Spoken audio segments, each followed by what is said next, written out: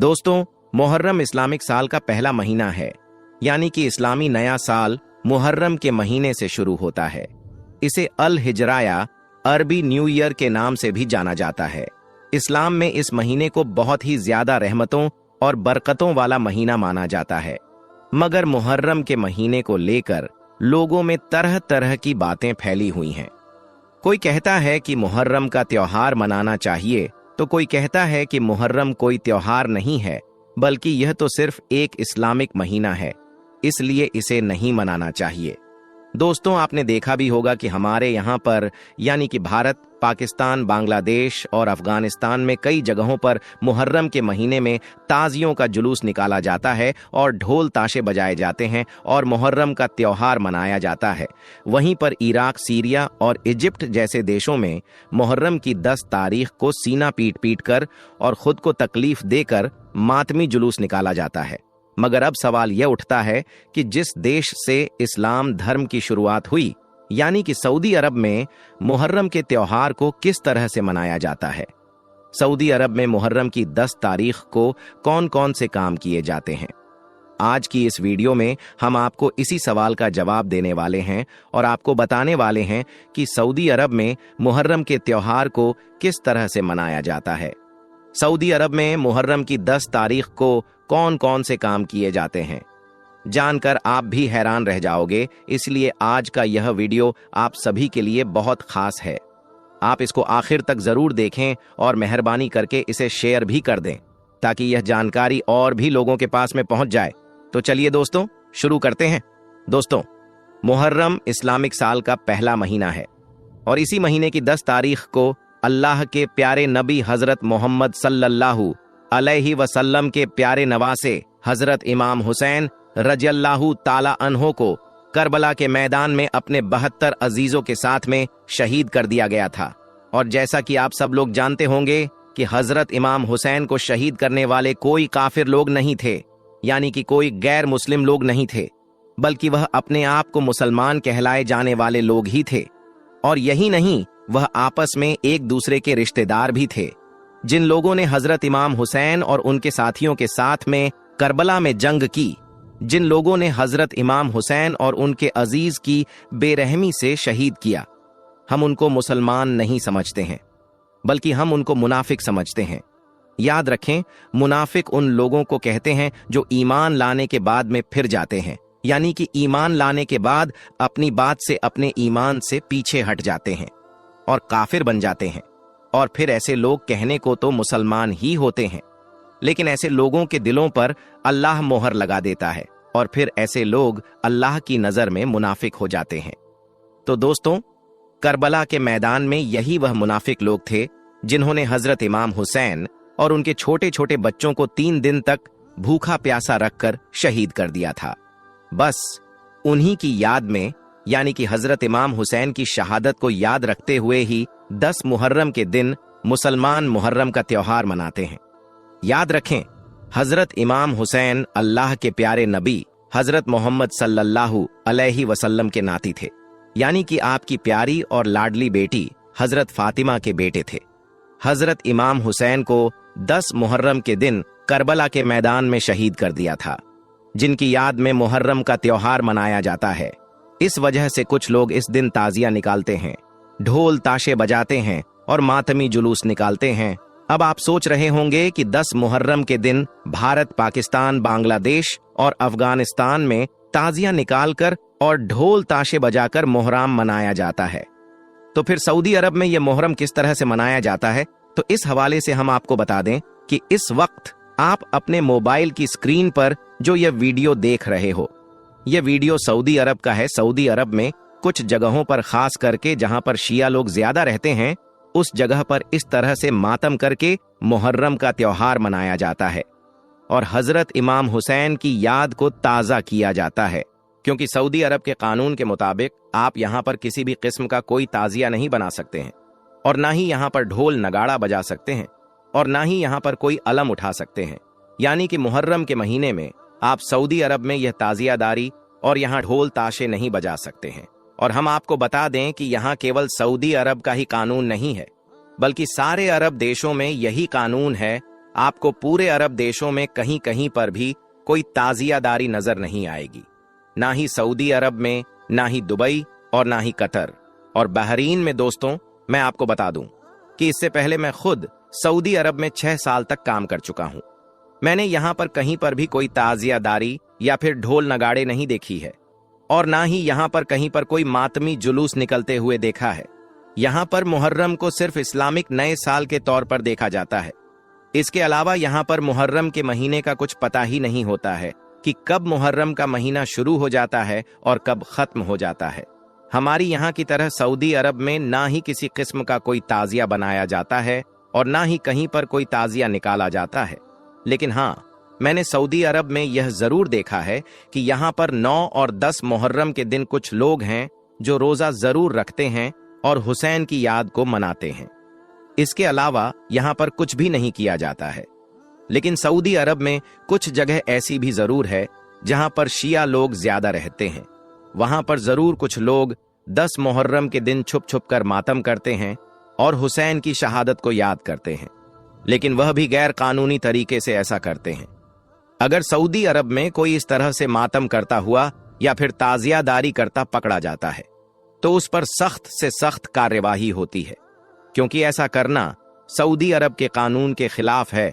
इसके अलावा दोस्तों, मैंने तो 6 सालों में सऊदी अरब में कहीं पर भी यह नहीं देखा कि कोई हजरत इमाम हुसैन की शहादत को याद कर रहा हो या कोई हजरत इमाम हुसैन की याद में मुहर्रम मनाता हो या फिर कोई सबील वगैरह वहां पर बनाई जाती हो और लोगों को पिलाई जाती हो।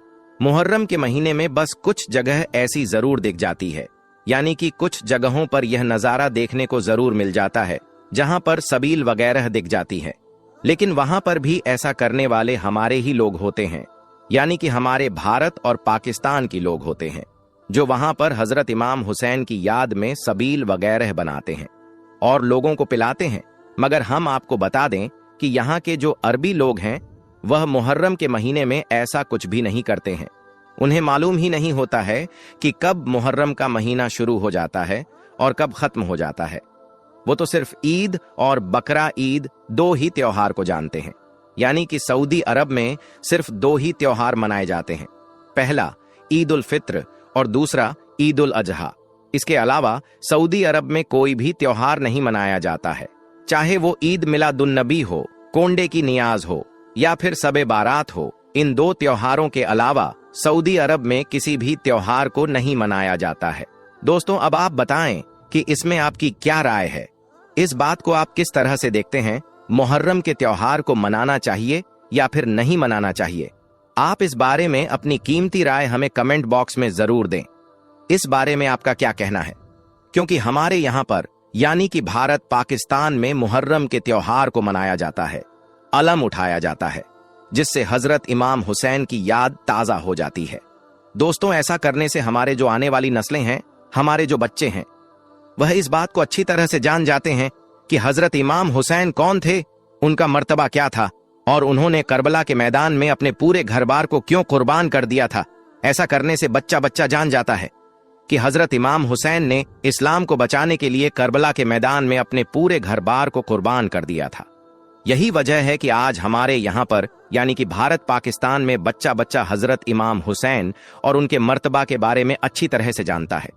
हमारे यहाँ पर जैसे ही मुहर्रम का महीना शुरू होता है तो बच्चे बच्चे की जबान पर हजरत इमाम हुसैन का नाम आ जाता है। लेकिन सऊदी अरब में ऐसा कुछ भी नहीं है। सऊदी अरब के जो बच्चे हैं वो इस बात के बारे में कुछ भी नहीं जानते हैं, यानी कि वो हजरत इमाम हुसैन और करबला की जंग के बारे में कुछ भी नहीं जानते हैं, क्योंकि सऊदी अरब में ना ही मुहर्रम का त्योहार मनाया जाता है और ना ही यहाँ पर किसी तरह की कोई मजलिस सजाई जाती है और ना ही यहाँ पर सबील वगैरह बनाया जाता है और ना ही यहाँ पर हजरत इमाम हुसैन के बारे में कोई तकरीर की जाती है। बस यहाँ पर जुम्मे के रोज खुतबा होता है, उसमें अगर कहीं पर हजरत इमाम हुसैन का नाम आ गया तो ठीक, वरना कहीं पर भी इमाम हुसैन का नाम सुनने को नहीं मिलता है। तो फिर किस तरह से सऊदी अरब की जो आने वाली नस्लें हैं वो हजरत इमाम हुसैन को जाने और पहचाने और किस तरह से वो उनके मर्तबा को समझे? मगर हमारे यहाँ पर कुछ लोग ऐसे हैं जो मुहर्रम पर एतराज करते हैं। उनका कहना है कि मुहर्रम के त्योहार को मनाना जायज नहीं है। मगर याद रखें, अगर हमारे यहाँ पर भी अगर हजरत इमाम हुसैन की याद को नहीं मनाया जाएगा तो हमारे यहाँ के बच्चे भी हजरत इमाम हुसैन को भूल जाएंगे और फिर हमारी आने वाली जो नस्लें हैं वो हजरत इमाम हुसैन को पूरी तरह से भूल बैठेंगे। इस बारे में आपकी क्या राय है? मुहर्रम को लेकर आपका क्या कहना है? आप कमेंट बॉक्स के जरिए से अपनी कीमती राय जरूर दें और आप बताएं कि आपके हिसाब से मुहर्रम का त्योहार को मनाना चाहिए या फिर नहीं मनाना चाहिए। और आप सबसे यह गुजारिश है कि आप इस वीडियो को दिल से एक लाइक जरूर कर दें, हो सके तो इसे शेयर भी कर दें ताकि मुहर्रम के महीने में यह वीडियो और भी लोगों के पास में पहुंच जाए। दोस्तों, आज हम आप लोगों को एक ऐसी अनहोनी वाकया सुनाने जा रहे हैं कि यह बात सुनकर आप दंग रह जाएंगे कि इस गाय में ऐसा क्या निकला कि इस गाय की कीमत अरबों रुपयों में हो गई। और आप सोचने पर मजबूर हो जाएंगे कि दुनिया में भी ऐसे करिश्मे हो सकते हैं।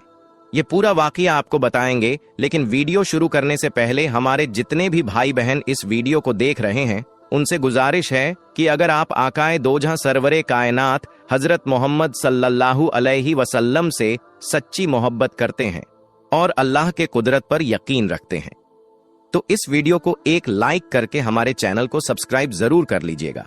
मेरे दोस्तों, आज हम आपको जिस गाय के बारे में बताने जा रहे हैं ये गाय लाखों रुपयों की नहीं, करोड़ों रुपयों की भी नहीं, बल्कि यह अरबों रुपयों की गाय है।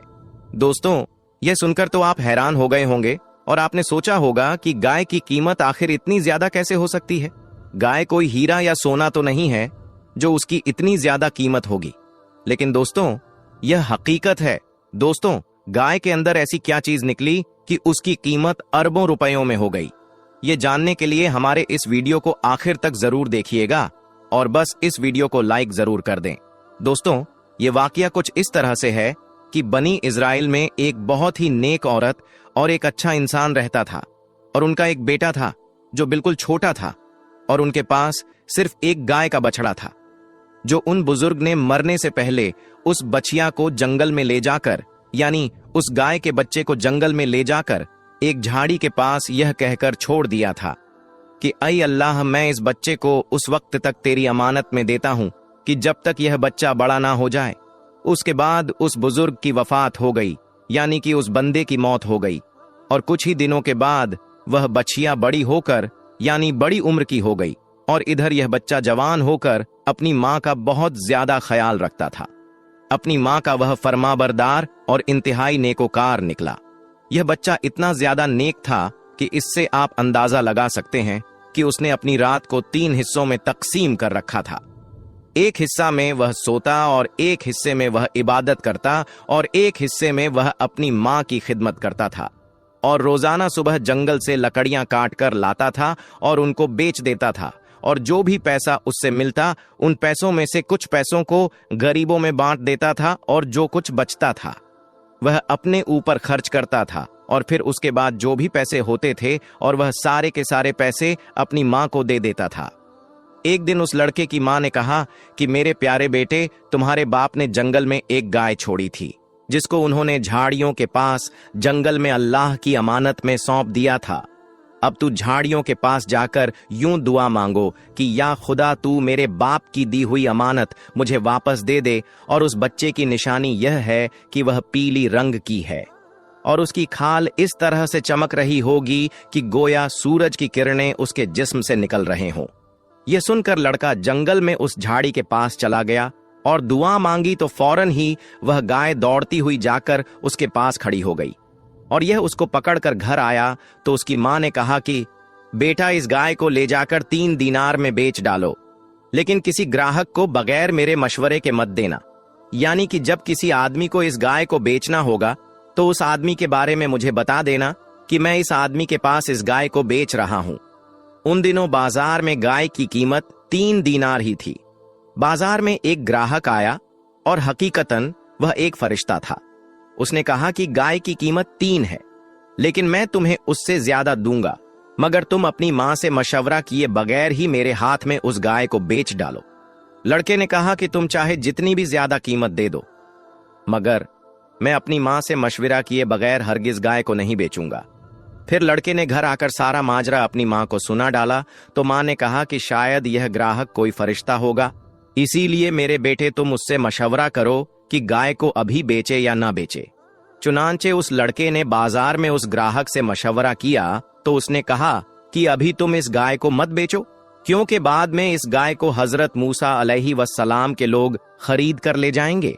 तो तुम इस गाय को चमड़े में सोने भरकर उसकी कीमत मांगोगे तो वह लोग तुम्हें इतनी ही कीमत देकर खरीद लेंगे, यानी कि तुम अगर उस वक्त उस गाय को बेचोगे तो तुमको इतनी ज्यादा दौलत दी जाएगी कि तुम सबसे बड़े अमीर हो जाओगे। चुनांचे चंद ही दिनों के बाद बनी इजराइल के एक बहुत ही मालदार आदमी जिसका नाम आमिल था, उसके चाचा के दोनों लड़कों ने उसको कत्ल कर दिया और उसकी लाश को एक वीरान जगह पर फेंक दिया। सुबह सुबह जब कातिल की तलाश शुरू की गई, मगर जब कोई सुराग न मिला तो कुछ लोग हजरत मूसा अलैहिस्सलाम की खिदमत में हाजिर हुए और कातिल का पता पूछा कि हजरत मूसा अलैहिस्सलाम बादशाह को किसने कत्ल किया है, आप बता दीजिए। आपने फरमाया कि तुम लोग एक गाय खरीद लो और उसकी जबान या दुम की हड्डी से लाश को मारो, तो वह लाश खुद ही जिंदा होकर अपने कातिलों का नाम बता देगा। यह सुनकर बनी इजराइल ने गाय के रंग और उसके उम्र के बारे में पूछा, और जब वह अच्छी तरह से समझ गए कि किस तरह की गाय चाहिए तो ऐसे ही गाय की तलाश शुरू कर दी। यहां तक कि जब यह लोग उस लड़के के गाय की तरफ पहुंचे तो हूबहू वही गाय थी जैसे उन लोगों को जरूरत थी। चुनांचे उन लोगों ने उस गाय को उसके चमड़े में भरकर उसको सोना और उसकी कीमत देकर खरीदा और उसकी जबान या दुन की हड्डी से जिसको कत्ल किया गया था उसकी लाश को मारा। तो वह जिंदा होकर बोल उठा कि मेरा कातिल मेरे चाचा के दोनों लड़के हैं जिन्होंने मेरे माल के लालच में मुझे कत्ल कर दिया है।